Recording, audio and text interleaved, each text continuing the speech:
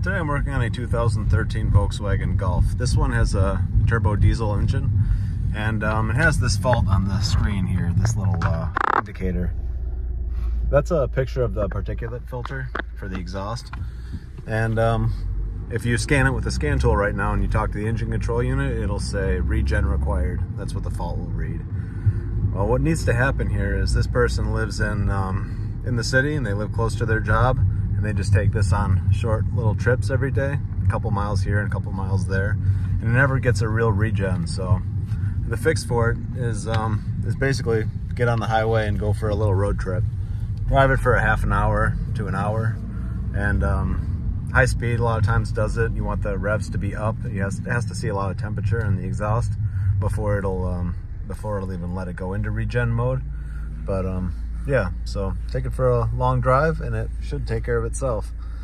Obviously scan it first to make sure that's the only fault you have. You know, it'll say requires a regen. You know, it'll spell it out pretty nice for you. But yeah, you can also, with the scan tool, you can force it into regen mode, but I don't like doing that quite as much.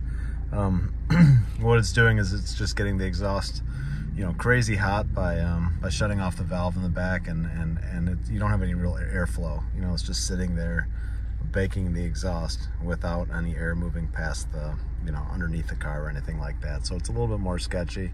You can do it, and I've done it before and it's been fine, but you know, it's easier just to take the car for a drive.